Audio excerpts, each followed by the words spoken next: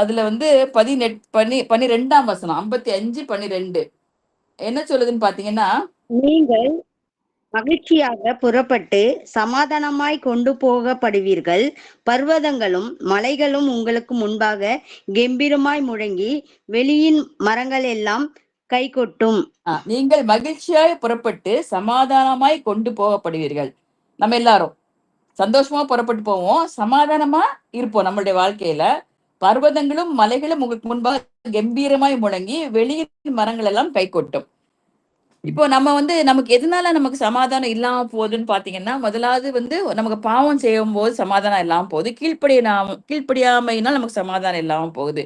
ஆதியாகமம் 3:17 நீ ஆதாம்கிட்ட சொல்றாரு, நீ என்ன சொல்றாரு கடவுள் தேவன், நீ நீ வந்து ஆம், அஹ், நீ கீழ்ப்படியாமல் பாவம் செய்தபடினால் பூமி உன் நிமித்தம் சபிக்கப்பட்டிருக்கும், நீ உயிரோடு இருக்கும் நாளெல்லாம் அதன் கனியை புசிப்பாய். இப்ப இது வந்து அவனுக்கு கொடுக்கப்பட்ட ஒரு சாபம். அதே மாதிரி 6:13 என்ன சொல்லியிருக்காருன்னா, நான் அவர்களை பூமியோடு கூட அழித்து போடுவேன். நாம் இந்த சமாதானத்தை இழக்க அநேக காரணம் இருந்தும் இன்று ஒரு காரியத்தை மட்டும் நம்ம என்ன பண்ண போறோம், தியானிக்க போறோம். பூமியை அழிச்சு போடுற அளவுக்கு அவருக்கு வந்து கோபம் வந்துச்சு தேவனுக்கு. 6:13 போட்டிருக்கு. இப்ப நம்ம அந்த இன்னைக்கு வந்து நம்ம அந்த சமாதானத்தை மட்டும் நம்ம ஒரு கொஞ்ச நேரம் தியானிக்கலாம்னு யோசிக்கிறேன். அந்த சமாதானம் வந்து ஆஹ் நிறைய சந்தர்ப்பங்களை நம்ம வந்து நம்ம சமாதானத்தை நம்ம இழந்து போற அளவுக்கு நம்ம வந்து இருக்கிறோம். நிறைய சந்தர்ப்பங்கள், ஒண்ணு இல்ல ரெண்டு இல்ல.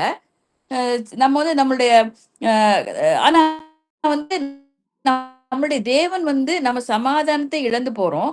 இதுக்கு ஒரு காரணம் வந்து நம்ம மற்றவங்கள மன்னியாது இருக்கிறது. இந்த இந்த சமாதானத்தை நம்ம நம்ம பெற்றுக்கொள்ளணும்னா இன்னைக்கு நம்ம தியானிக்க போற அந்த அந்த ஒரு வார்த்தை வந்து மன்னிப்பு. சோ இந்த மன்னிப்பு நம்ம வந்து கிடைக்கலன்னா, மன்னிப்பு நம்ம உள்ளத்துக்குள்ள இல்லைன்னா நமக்கு சமாதானம் இருக்கிறதுக்கு ரொம்ப கஷ்டம். சோ இந்த மன்னிப்பை பத்தி தான் நம்ம இன்னைக்கு டிஸ்கஸ் பண்ண போறோம். இந்த சமாதானம் நம்மளோட வாழ்க்கையில வரணும்னா இந்த மன்னிப்பு எவ்வளவு அவசியமா இருக்கிறது அதை தான் நம்ம பார்க்க போறோம். நம்ம வந்து நம்ம பாவம் செய்யும் போது நம்ம கடவுள்கிட்ட வந்து மன்னிப்பு கேட்கிறோம் இல்லையா? அப்ப மன்னிப்பு கேட்கும்போது நம்மகிட்ட ஒரு கேள்வி கூட கேட்காம அவர் வந்து நமக்கு உடனே இம்மீடியட்டா நமக்கு மன்னிக்கிறது தான் நம்மளுடைய தேவனுடைய பண்பு. முதலாவது இன்ஸ்டன்ட்னா உடனடியாக அவருடைய மன்னிப்பு உடனடியாக இருக்கிறது. ரெண்டாவது அவருடைய மன்னிப்பு எப்படி இருக்குன்னா முழுமையாக இருக்கிறது, கம்ப்ளீட்டா இருக்குது. முழுவதுமாக நம்ம அறகுறையா மன்னிப்பு கிடையாது, முழுமையாக மன்னிக்கிறார். எப்படின்னா நமக்காக சிலுவையில மரித்து எல்லாருக்காகவும் மரித்து நம்ம பாவங்களுக்காகவும் நம்மளுடைய தன் ரத்தத்தை சிந்தி கிரயத்தை கொடுத்து மீட்டு கொண்டார். சோ அதனால அவருடைய மன்னிப்பு எப்படின்னா முழுமையான ஒரு மன்னிப்பு. மூணாவது வந்து திருப்பி திருப்பி repeated, he forgives us repeatedly. நம்ம திருப்பி திருப்பி தப்பு பண்ணும்போது அவர் வந்து நம்மளுடைய மன்னிப்பு எப்படி மன்னிக்கிறாருன்னா நம்மளுடைய பாவ மன்னிப்பை வந்து முழுவதுமாக நம்ம ரட்சிப்புக்காக கம்ப்ளீட்டா அப்படி மன்னிச்சிடுறாரு. அடுத்ததா எப்படின்னா நமக்கு ஃப்ரீயா மன்னிக்கிறாரு. ஹி ஃபர்கிவ்ஸ் ஃப்ரீலி, இலவசமாக அந்த மன்னிப்பு கொடுக்குறாரு. நமக்கு எந்த விலைக்கிறையுமோ அந்த மன்னிப்புக்கு கொடுக்க வேண்டாம். அவர் இன்னொன்னு என்ன சொல்றாருன்னா நம்மளுடைய பாவங்களையும் நம்மளுடைய நம்ம செஞ்ச காரியங்களையும் அவர் சமுத்திரத்துல ஆழத்துல போட்டுக்கிறாரு. அதை அவர் திருப்பி நினைக்கவே மாட்டாரு. மீகா 7:19 சொல்றது, நம்முடைய அக்கிரமங்களே அடக்கி நம்முடைய பாவங்களை எல்லாம் சமுத்திரத்தின் ஆழங்களிலே போட்டு விடுவார். அப்ப சமுத்திரத்துல ஆழத்துல போட்டு விட்டாதான் நமக்கு கிடைக்குமா? அப்ப நம்ம யோசிச்சு பார்ப்போம், நம்ம செஞ்ச பாவங்களுக்கு அவருடைய மன்னிப்பின் ஆழம் எவ்வளவு அதிகமா இருக்கிறது. அடுத்தது சங்கீதம் 103:12 மேற்குக்கும் கிழக்குக்கும் எவ்வளவு தூரமோ அவ்வளவு தூரமாய் அவர் நம்முடைய பாவங்களை நம்ம விட்டு விலக்கினார். இப்போ நம்ம அநேக நேரத்துல நம்ம நம்ம நம்ம பாவத்தை குறித்து ரொம்ப மனசு கசப்போடு இருக்கிறோம். ஏன் நம்ம இப்படி செஞ்சுட்டோம் அப்படின்னு நம்ம நினைக்கிறோம். நடந்து முடிஞ்ச காரியத்தை பத்தி நம்ம நிறைய நேரம் நினைச்சு புலம்புறோம். ஆனா நம்ம கடவுள்கிட்ட மன்னிப்பை பெற்றுக்கொண்ட நம்ம கடவுள்கிட்ட மன்னிப்பு இப்ப நம்ம பார்த்தோம் எப்படிலாம் மன்னிக்கிறாரு. உடனடியாக மன்னிக்கிறாரு, முழுமையாக மன்னிக்கிறாரு, திருப்பி திருப்பி மன்னிக்கிறாரு. அவர் நமக்கு அதை இலவசமாக மன்னிக்கிறாருன்னு பார்த்தோம். இப்படிப்பட்ட பாவங்களை நம்ம செஞ்ச பாவங்களை நமக்கு மன்னிக்கிறாரு இல்லையா கடவுள். மன்னிக்கிறது மட்டும் இல்ல, மறந்தும் நம்மளுக்கு விட்டுறாரு. சோ நம்ம எந்த நிலைமையில இருந்தாலும் நம்மளை வந்து அவர் ஏற்றுக்கொள்ளுற தேவனா இருக்கிறாரு. ஏன் அவருடைய சிலுவை மரணத்தின் போது கூட பக்கத்துல இருந்த கள்ளனை கூட அவர் மன்னிச்சு எடுத்துக்கிட்டாரு. நம்ம வந்து நமக்கு இன்னொரு லூக்கா 23:42ல என்ன சொல்லியிருக்குன்னா, அதுலதான் ஆண்டவரே உம்முடைய ராஜ்யத்தில் வரும்போது அடியே நினைத்தருளும்னு அந்த கள்ளன் கேட்கும்போது, உடனே அவர் வந்து என்ன பண்ணிடுறாரு, மன்னிச்சுட்டாரு. அப்படிப்பட்ட ஒரு மன்னிக்கிற தேவன் தான் நம்ம வச்சிருக்கோம். நம்ம உண்மையா நம்ம வந்து அவர்ட்ட வந்து மனஸ்தாபப்படும் போது அவர் மன்னிக்கிறாரு. எல்லா காரியம் எல்லா நேரத்திலயும் அவர் மன்னிச்சிடுறாரு. ஆனா நம்ம என்ன பண்றோம்னா, அ நம்மளுடைய பாவங்களை மன்னித்த தேவன், நம்ம வந்து நமக்கு எதிரா செஞ்சிருக்கவங்க, நமக்கு பிரியமில்லாம செஞ்சிருக்கவங்க பாவத்த மன்னிக்கிறதுக்கு நம்ம ரெடியா இருக்கிறோமா? அதுதான் இப்ப நம்ம யோசிக்க வேண்டிய காரியம். மத்தேயு 6:15ல என்ன சொல்லுதுன்னா, அ முதல்ல நம்ம பரமண்டல ஜெபத்துல என்ன சொல்லுது? நாங்க எங்களுக்கு மன்னிக்கிறது போல எங்கள் பாவங்களை நாங்க மற்றவர்கள் மன்னிக்கிறது போல பரமண்டங்களுக்கு பரிசுத்தமாக்கப்படுவதாக, ராஜ்யம் வருவதாக, சித்தம் பரமண்டலத்தில் செய்யப்படுவதாக. அப்புறம் என்ன சொல்றோம் நம்ம? நம்மளுடைய பாவங்களை நீங்க மன்னிக்கிறது போல, நம்ம பாவங்களை மன்னிக்கிறோமா? எங்கள் பாவங்களை எங்களுக்கு மன்னியும் நம்ம ஜெபம் பண்றோம். ஒவ்வொரு நாளும் அந்த பரமண்டல ஜெபம் பண்ணும்போது, நம்ம அந்த மாதிரி ஒரு ஜெபத்தை நம்ம ஏறெடுக்கிறோம். ஆனா, நம்முடைய பாவங்களை நம்ம டெய்லி நம்ம கேட்டு மன்னிக்கிறதுக்கு அவர்ட்ட கேட்கிறோம். ஆனா, எங்க கடனாளிகளுக்கு மன்னிக்கிறது போல எங்களுக்கு மன்னியும் நம்ம ஜெபத்துல கேட்கிறோம். ஆனா, நம்ம உண்மையா நம்ம மன்னிக்கிறோமா? நம்மளுடைய நமக்கு எதிரா செஞ்சவங்க லைக் அப்படின்னா மன்னிக்கிறோமான்றத நம்ம யோசிக்க வேண்டியது ஒண்ணு. அவர் அதுக்கப்புறம் மத்தேயு 6ல 15ஆம் வசனத்தை என்ன சொல்றாருன்னா, மனுஷருடைய தப்பிதங்களை நீங்கள் அவர்களுக்கு மன்னியாதிருந்தால், உங்கள் பிதா உங்கள் தப்பிதங்களையும் மன்னியாதிருப்பார். இப்ப இந்த வசனத்த நம்ம மறந்து போயிடுறோம். இப்ப நம்ம வந்து என்ன நினைக்கிறோம்? நான் பாவத்த என்ன ஏசப்பாட்ட போனா மன்னிச்சுருவாரு. எல்லாம் நம்ம உண்டுதான். ஆமாதான். உடனடியாக மன்னிக்கிறவரு. அவர் வந்து முழுவதுமாக மன்னிக்கிறவரு. திரும்பி நினைக்காதவரு. பாவத்த நம்மளுடைய பாவத்தெல்லாம் ஆழத்துல போட்டு விடுறவரு எல்லாம் இருந்தாலும், அவர் என்ன சொல்றாரு மத்தேயு 6:15ல, மனுஷருடைய தப்பிதங்களை நீங்கள் அவர்களுக்கு மன்னியாதிருந்தால், உங்கள் பிதா உங்கள் தப்பிதங்களை மன்னியாதிருப்பார். இப்ப இதுதான் நமக்கு ரொம்ப முக்கியமான ஒரு காரியம். நம்ம வந்து நமக்கு பாவ மன்னிப்பு வேணும்னு கேட்கிறோம். நம்ம அத பெற்றுக்கொள்றோம். ஆனா, நம்ம மற்றவங்கள் செய்த பாவங்கள மன்னிக்கிறோமா? முதலாவது நம்ம பார்க்க வேண்டியது அதுல, நம்ம நம்மள மன்னிக்கணும். முதல் படியாக நம்மை நாமே மன்னிக்க வேண்டும். எப்படின்னா, நம்ம நெறைய நேரத்துல அந்த குற்ற உணர்ச்சியினால நம்ம நெறைய வந்து ரொம்ப அது வந்து நம்ம வந்து நம்மள வந்து திருப்பி திருப்பி நம்ம அந்த குற்ற உணர்ச்சியினால ரொம்ப கஷ்டப்பட்டுட்டு இருக்கோம். அப்படி இருக்க வேண்டிய அவசியமே கிடையாது. ஏன்னா, நம்ம செஞ்ச பாவங்களுக்கு நம்ம உண்மையா மனஸ்தாபப்படும்போது, கடவுள் நம்மள மன்னிச்சுட்டாரு அப்படின்ற வந்து ஒரு பாவ மன்னிப்பு நிச்சயம் நமக்கு வர வேண்டும். அப்போ முதலாவது நம்ம செய்ய வேண்டிய காரியம், நம்மை நாமே மன்னிக்க வேண்டும். அப் அந்த ஒரு மன்னிப்பு நிச்சயத்த நம்ம கடவுளுடைய பாதத்துல இருந்து நம்ம பெற்றுக்கொள்ள வேண்டும். 2வது பார்த்தீங்கன்னா, மற்றவர்களுக்கு விரோதமா நம்ம நெறைய காரியம் செஞ்சிருப்போம். தெரிந்தோ செஞ்சிருப்போம், தெரியாம செஞ்சிருக்கலாம். நம்ம தெரிஞ்சு செஞ்சாலும் சரி, தெரியாம செஞ்சாலும் சரி, இல்ல நம்மளுடைய பாவ இச்சைகளின் நிமித்தமாக நம்முடைய குடும்பத்துல கணவன், மனைவி, பெற்றோர், பிள்ளைகள் யாருக்கு விரோதமா கூட நம்ம சின்ன சின்ன காரியங்களா இருக்கலாம். இல்ல ஏதோ ஏதோ ஒரு காரியத்த திரும்ப திரும்ப நம்ம வந்து அவங்களுக்கு பிடிக்காத செஞ்சு, நம்ம நெறைய காரியங்கள் நம்ம செஞ்சிருக்கோம். அத வந்து நம்ம வந்து யோசிச்சு பார்த்தா நமக்கு தெரியும். ஆனா நம்ம வந்து அந்த அந்த ஒரு மற்றவங்கள நம்ம ஹர்ட் பண்ணியிருந்தோம்னா, நம்ம அவங்க கிட்ட போய் நம்ம வந்து நான் செஞ்சது தப்புதான். சாரி அப்படின்னு சொல்றது வந்து ஒரு பெரிய ஒரு விஷயம். ஏன்னா அந்த மன்னிப்பு கேட்கறது வந்து அவசியமா இருக்கிறது. இதுல வந்து நான் ஒரு ஒரு காரியம் என்னன்னு பார்த்தீங்கன்னா, அந்த கொரோனா டைம்ல ஒரு அண்ணன் எனக்கு ஃபோன் பண்ணாங்க. ஃபோன் பண்ணிட்டு நான் எல்லா இருக்கியாம்மான்னுலாம் கேட்டுட்டு, அ ஒரு நாள் நடந்த ஒரு இன்சிடென்ட்ட சொல்லிட்டு, "என்னைய மன்னிச்சிருமா" அப்படின்னாங்க. எனக்கு அந்த இன்ஸ்டன்ட்டே மறந்து போச்சு. அப்படி ஒரு விஷயம் நடந்தது எனக்கு சுத்தமா ஞாபகமும் இல்ல. அப்ப நான் சொன்னேன், "அண்ணே எனக்கு இது ஞாபகமே இல்லையே அண்ணே. எனக்கு அது சுத்தமா இப்படி ஒரு இன்சிடென்ட் நடந்தது எனக்கு கொஞ்சம் கூட ஞாபகம் இல்ல. எனக்கு அது நீங்க இப்ப சொல்லும்போது கூட எனக்கு அது ஞாபகத்துக்கு வரலையே அண்ணே" அப்படின்னு சொன்னா, அவங்க சொல்றாங்க, "இல்ல, நான் அன்னைக்கு சொல்லும்போது உனக்கு அது ஹர்ட் ஆயிருந்திருக்கும். என்னைய மன்னிச்சிருமான்னு" சொன்னாங்க. இப்ப இது மாரி ஒரு மன்னிப்பு நிச்சயத்த நம்ம அப்ப எனக்கு ரொம்ப அது வந்து இதோட விட ரொம்ப பெரியவங்க.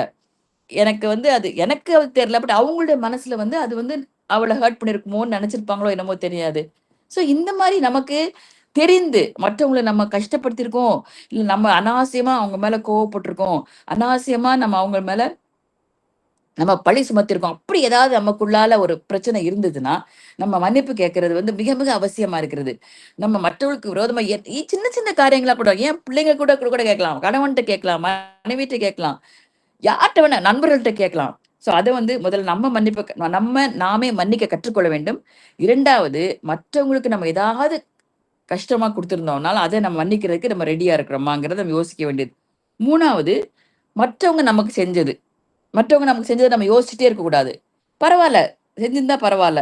ஏன்னா இது வந்து ரொம்ப வந்து மன்னிப்பதுங்கிறது வந்து இட்ஸ் ரொம்ப ஈஸியான ஒரு காரியம் கிடையாது. மற்றவங்க நமக்கு எதிரா ஏதாவது செஞ்சுட்டோம்னா, திருப்பி திருப்பி நமக்கு அது மனசுல வந்துகிட்டே இருக்கும். நம்ம அவங்களுக்கு தீமை அதுக்கு செய்றோமோ, செய்யலையோ, பட் அந்த ஒரு எண்ணம் நமக்கு திரும்பி திரும்பி திரும்பி திரும்பி வந்துட்டே இருக்கும். நம்ம அதுக்கு பதிலாக நன்மையே செய்ய வேண்டும். ஏன்னா அவங்க மேல நன்மை செஞ்சு அன்பு செலுத்தும்போது, அவங்களுக்கே கஷ்டமா இருக்கும். ச்சே நம்ம இந்த மாரி பண்ணிட்டோமே நம்ம அவங்கள அப்படின்றது வந்து அவங்க யோசிக்க வைக்க வேண்டியது நம்மளுடைய கடமையா இருக்கிறது.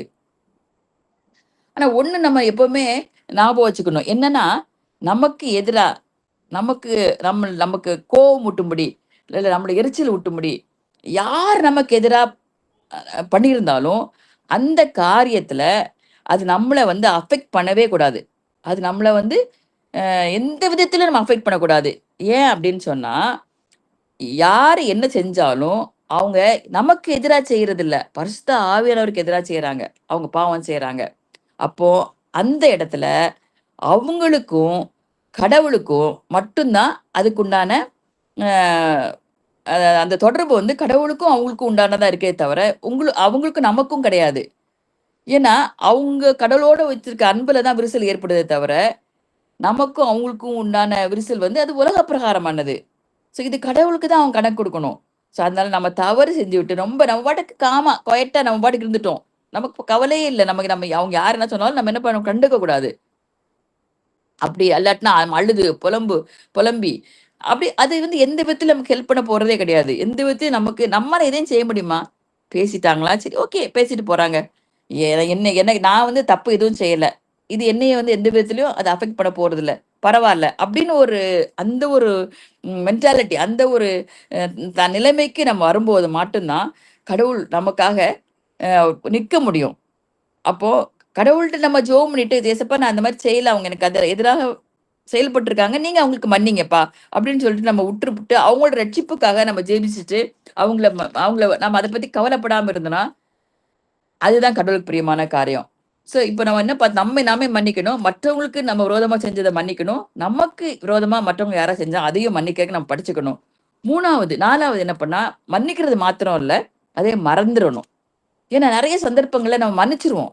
நெறைய சந்தர்ப்பங்கள்ல நம்ம மன்னிச்சுருவோம். அத பத்தி நெனைக்க மாட்டோம். ஆனா, ஏதாவது ஒரு சமயத்துல, எங்கேயாவது ஒரு சின்ன ஒரு இது நமக்கு வரும்போது, எல்லாருக்கும் இந்த எக்ஸ்பீரியன்ஸ் வந்திருக்கும். நமக்கு அப்படியே ரீவைண்ட் ஆகும். எல்லாம் பழசெல்லாம் ரீகலெக்ட் ஆகி, திருப்பி நம்ம என்ன பண்ணுவோம்? ஸ்கொயர் 1க்கு போய் உட்கார்ந்துருவோம். ரொம்ப இதுக்கு போய் உட்கார்ந்துருவோம். ஏன்னா நமக்கு வந்து நம்மலாம் மனுஷங்கள வந்து யாராச்சும் ஒருத்தவங்கள வந்து ஹர்ட் பண்ணியிருந்தாங்கன்னா, அந்த ஹர்ட் எல்லாம் சேர்த்து மறந்ததெல்லாம், மன்னிச்சதெல்லாம் அப்படியே வந்து திருப்பி நமக்கு அப்படியே ரீவைண்ட் ஆகும். அதனால நம்ம என்ன பண்ணணும், கடவுளுடைய கிருபையும், கடவுளுடைய நமக்கு ஒத்துழைப்பு இருந்தா மாத்திரம் தான், இந்த மன்னிக்கிற ஒரு குணம் வர முடியும். நெறைய சந்தர்ப்பங்கள்ல நம்ம அநேகம் பேர மன்னிச்சுட்டா கூட, ஆனா அத மறக்கிறது வந்து ரொம்ப கஷ்டப்பட்டு தான் மறக்கிறது கடவுள் மட்டும் தான் நமக்கு ஹெல்ப் பண்ண முடியும். ஏன்னா, அந்த சாத்தான் வந்து என்ன பண்ணுவான்னா, அத அப்படியே நமக்கு அப்படியே டக்கு டக்கு டக்கு டக்குன்னு எல்லாத்தையும் நமக்கு காமிப்பான். நம்ம மறந்து போன காரியங்கள் எல்லாம் கொண்டு வந்து, நம்மள வந்து திருப்பியும் நம்மள வந்து சோகப்படுத்தி, நம்மள வந்து டிப்ரஸ் பண்ணி, நம்மளுக்கு வந்து திருப்பி கோவம், திருப்பி எரிச்சல் அந்த மாரிலாம் கொண்டு வர்ற மாரி செஞ்சுருவான். இந்த சமயத்துல நாம செய்ய வேண்டியது, யாக்கோபு 4:7ல போடப்பட்டபடி, பிசாசுக்கு எதிர்த்து "போ எனக்கு வேண்டாம். நான் அத மறந்துட்டேன். நான் மன்னிச்சுட்டேன் அவங்கள. நீ வெளிய போ. இல்ல எனக்கு ஞாபகப்படுத்த வேண்டாம்" அப்படின்னு சொல்லி, நம்ம வந்து பிசாசுக்கு எதிர்த்து நிக்கும்போது, அவன் நம்மை விட்டு ஓடியே போயிருவான். இதுதான் நம்ம செய்ய வேண்டிய காரியங்கள். இப்படிப்பட்ட நம்ம வந்து நமக்காகவே செஞ்சுகிட்டு இருக்கிறத விட்டுப்புட்டு, இப்படிப்பட்ட தேவைகள் இருக்க மக்களுக்காக நம்ம ஜெபமும் பண்றதுக்கு நம்ம அழைக்கப்பட்டிருக்கோம். ஏன்னா நம்ம எல்லாருமே வந்து ஒருத்தருக்கு ஒருத்தர் நம்ம ஜெபத்துல தாங்கி அவங்கள வழிநடத்துறதுக்கு தான் நம்ம கடவுள் வச்சிருக்கிறாரு. சோ இன்னைக்கு நம்ம வந்து அது மாரி சாரி மன்னிச்சுக்கங்க அப்படின்னு சொல்றது வந்து ரொம்ப ஈஸி.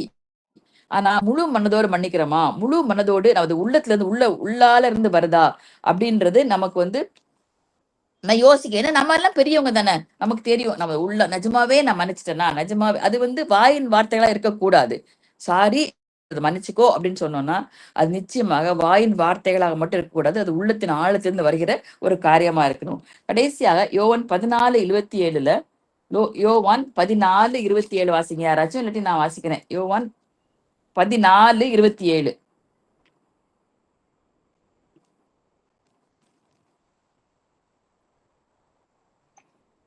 சமாதானத்தை உங்களுக்கு வைத்து போகிறேன். என்னுடைய சமாதானத்தையே உங்களுக்கு கொடுக்கிறேன். உலகம் கொடுக்கிற பிரகாரமாய் நான் உங்களுக்கு கொடுக்கிறது இல்லை. உங்கள் இருதயம் கலங்காமலும் பயப்படாமல் இருப்பதாக. அப்போ நம்ம இந்த மன்னிப்பு நிச்சயம் நமக்கு கிடைச்சிருச்சுன்னா, சமாதானத்துக்கு நிறைய காரணம் இருக்கு. நான் சொன்னேன். இதுல ஒரு காரணம் தான் நம்ம இன்னைக்கு பார்த்திருக்கோம், மன்னிப்பு. சோ அந்த மன்னிப்பு மன்னிக்கும் போது நம்மளுடைய கடவுள் நமக்கு என்ன பண்றாரு? அது சமாதானத்தை தர்றாரு. ஏன்னா அவர் வைத்து போன சமாதானத்தை நமக்கு கொடுக்கிறாரு. உங்களுக்கு சொல்லுகிறேன், உங்கள் இருதயம் கலங்காலம் பயப்படாமல் இருக்க வேண்டும். நம்ம சமாதானத்தை நம்ம எந்த நேரத்திலும் இழக்கவே கூடாது. சோ நம்ம இன்னைக்கு படிச்சது என்னன்னா, மன்னிக்கிறணும். நம்ம மன்னிக்கிறது தான் நம்ம இன்னைக்கு படிச்சிருக்கோம். கடவுள் நம்மள எப்படி உடனடியா மன்னிக்கிறாரோ, மன்னிச்சத கடலுக்கு அடியில கொண்டு தூக்கி போட்டுறாரோ, அது நினைக்க மாட்டேன்னு நமக்கு வாக்கு கொடுத்திருக்கிறாரோ, அதே மாதிரி நம்மளும் நம்மளையும் மன்னிக்க படிச்சுக்கணும். நமக்கு அகெயின்ஸ்டா செஞ்சவங்களுடைய பாவத்தை மன்னிச்சிடணும்.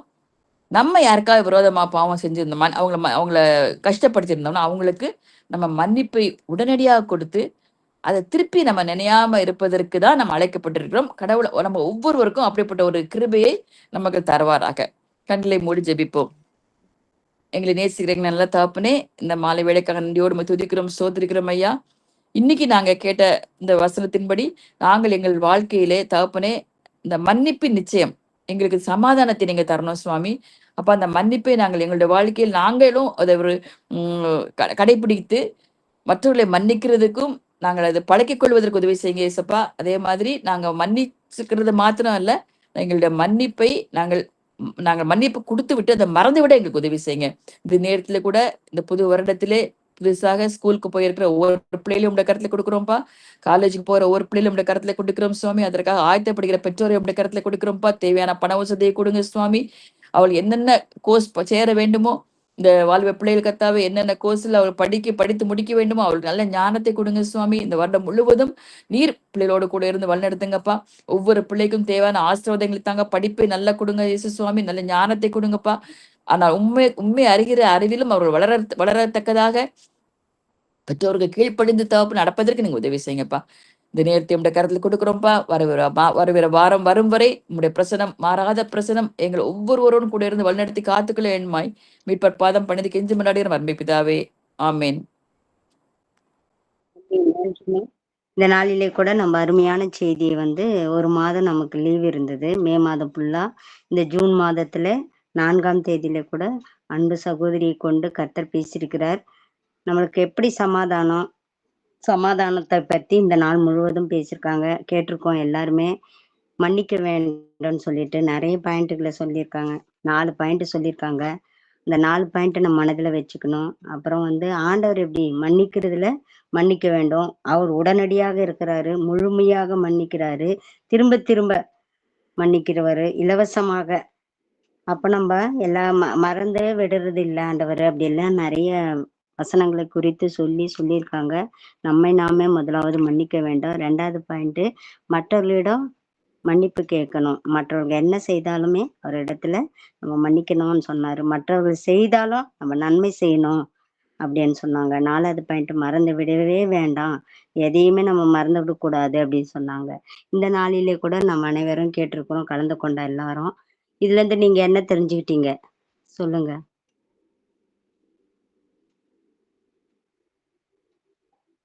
நான் என்ன தெரிஞ்சிட்டேன்னா, இந்த நாளில காலையில நாங்க நடந்ததை தான் நான் சொல்ல முடியும். நான் பேசிட்டே இருக்கும்போது, இவங்கெல்லாம் இப்படி செய்றாங்க, நீங்க மட்டும் ஏன் இப்படி செய்றீங்கன்னு சொல்லும்போது, ஆமா நான் நன்மை தான் செய்வேன், இப்படிதான் செய்வேன், அப்படிதான் நான் இது தான் இருப்பேன் அப்படின்னு சொல்லும்போது, இந்த நாளிலே எனக்கு கடந்து வந்த வசனம் இதுதான்.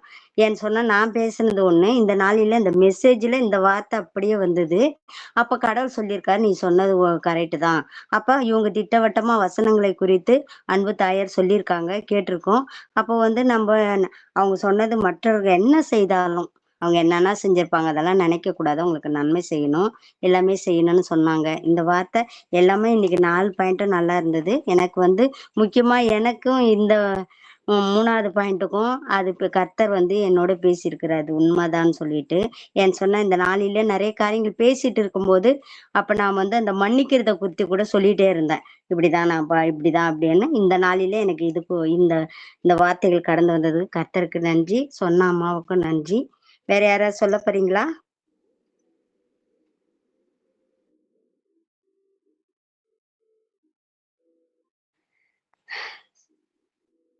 நம்ம யூத் லீடர் அவங்க போயிட்டாங்க. சரி, நம்ம கடைசி க்ளோசிங் ப்ரேயர் போலாம். அம்மாவும் இன்னைக்கு இல்ல. நாங்க ஜெபம் பண்ணி முடிச்சிடுறோம். எங்களை அதிகமா நேசிக்கிற அன்பின் பரலோக பிதாவே, இந்த மாலை வேளைக்காக நன்றியோட துதிக்கிறேன், ஸ்தோத்திரிக்கிறேன் ராஜா. அப்பா இந்த ஆன்லைன் மீட்டிங்கு கூட ராஜா 1 மாதம் ஆண்டவரே எங்களுக்கு கர்த்தாவே அப்பா நாங்கள் விபிஎஸ் எல்லாம் இருக்கிறதுனாலும் அப்பா இந்த ஜூன் மாசத்துல தொடங்க உதவி செஞ்சிருக்கீங்க, அதற்காக ஸ்தோத்திரம். அப்பா இந்த நாளில கூட கலந்து கொண்ட ஒவ்வொரு பிள்ளைகளையும் ஆசீர்வதிங்க. அப்பா ஸ்தோத்திரம் ஐயா. கலந்து கொள்ளாதவர்கள் அடுத்த வாரத்துல கலந்து கொள்ள வேண்டும் கர்த்தாவே. பாடின பாடல்களை கர்த்தர் ஆசீர்வதிக்க வேண்டும் கர்த்தாவே, அதற்காக நன்றி ராஜா. இப்பொழுது கூட கர்த்தாவே எங்கள் மத்தியிலே ராஜா அப்பா இதற்காக உதவியாய் உறுதுணையா இருக்க யூத் லீடருக்காக அவருடைய குடும்பத்தாருக்காக செபிக்கிறேன். அவருடைய பிள்ளைகள் 3 பிள்ளைகளை ஆசீர்வதிங்க. அப்பா அந்த பிள்ளைகள் பள்ளிக்கு ஆயத்தமா இருக்காங்க கர்த்தாவே, இந்த பிள்ளைகள் பத்திரமா போயிட்டு வர உதவி செய்யுங்க. நீரே துணையா இருங்க. அப்பா புது வகுப்புக்கு செல்கிறார்கள் ஐயா, பிள்ளைகளோடு இருந்து நீர் வழிநடத்த போதுக்கா செபிக்கிறேன். அப்பா அவருடைய கணவனாரையும் ஆசீர்வதிங்க. ஒரு வேலை ஸ்தலத்துக்கு போகும்போது வரும்போது துணையா இருங்க. அப்பா ஆவிக்குரிய தாயார் தகப்பனாரையும் ஆசீர்வதிங்க. அவர்களும் ஊழியத்துக்கு உறுதுணையா இருக்காங்க, அதற்காக நன்றி. சுகபலன் ஜீவனை தாங்க. யூத் லீடருடைய அப்பா ஜிஜி பாட்டி அவர்களுக்காக செபிக்கிறோம். அவர்களை பார்க்க உதவி செஞ்சீங்க, பிறந்த நாளை காண உதவி செஞ்சிருக்கீங்க கர்த்தாவே.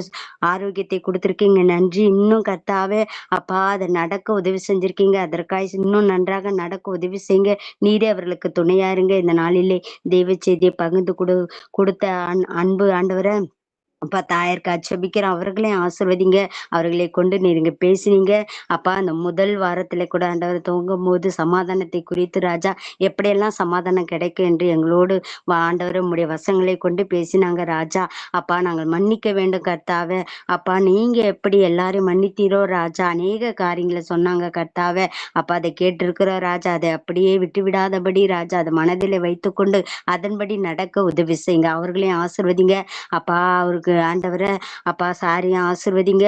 அப்பா அவர்களுக்கு நீர் துணையா இருங்க. மகனுக்காக மருமகளுக்காக செபிக்கிறோம், அவர்களையும் ஆசீர்வதிங்க. அப்பா அவருடைய வேலை ஸ்தலத்துல உடைய கரம் இருந்து வழிநடத்தப்போதுக்காக நன்றியோட துதிக்கிறோம், ஸ்தோத்திரிக்கிறேன். அவருடைய அக்காக்காக, அவருடைய கணவனாருக்காக, அவருடைய குடும்பத்தாருக்காக, அவருடைய பிள்ளைகளுக்காக எல்லாருக்காக செபிக்கிறேன் ஐயா. அவர்களும் ஆசீர்வதிங்க கர்த்தாவே. அப்பா அவர்கள் ஆண்டவரை ஒன்றா இருக்க உதவி செஞ்சிருக்கீங்க, அதற்காக நன்றி. கலந்து கொண்ட இந்த நாளிலே கூட ராஜா கெனோக்காக நன்றி கர்த்தாவே. மகனையும் ஆண்டவரை ஜெஸ்வினையும் கலந்து கொள்ள உதவி செஞ்சீங்க, நன்றி. பஸ்தேவனுக்காக நன்றி கர்த்தாவே. அப்பா ஆவிலாக்காக நன்றியோட துதிக்கிறோமே, ஸ்தோத்திரிக்க ராஜா. அப்பா விக்டோரியாக்கா ஜெபிக்கிற மகளும் கலந்து கொள்ள உதவி செஞ்சிருக்கீங்க, அதற்காக ஸ்தோத்திரம். யூத் லீடரையும் கலந்து கொள்ள செஞ்சீங்க, அதற்காக நன்றி. இன்னும் இருக்கிற ஆண்டவர் கலந்து கொள்ளாதவர்கள் அடுத்த வாரத்தில் கலந்து கொள்ள உதவி செய்யுங்க. இந்த வார்த்தை கொண்டு இம்மாதம் முழுவதும் எங்களை நடத்துங்க ராஜா. நன்றியோட துதிக்கிறோமே, ஸ்தோத்திரிக்கிறோம். எல்லாவற்றும் முக்கிய எடுக்கிறேன். துதிகன மகிமை அவமக்கே செலுத்துகிறேன். இயேசுவின் மூல ஜபங்கெல்லாம் ஜுனல நல்ல பிதாவே, ஆமேன். என் ஆத்மாவே கர்த்தரை ஸ்தோத்திரி, என் மூலமே கர்த்தர் செய்த சகல வரங்களையும் மறவாதே. ஆமேன். சோத்திரம்மா, சோத்திரம், சோத்திரம்.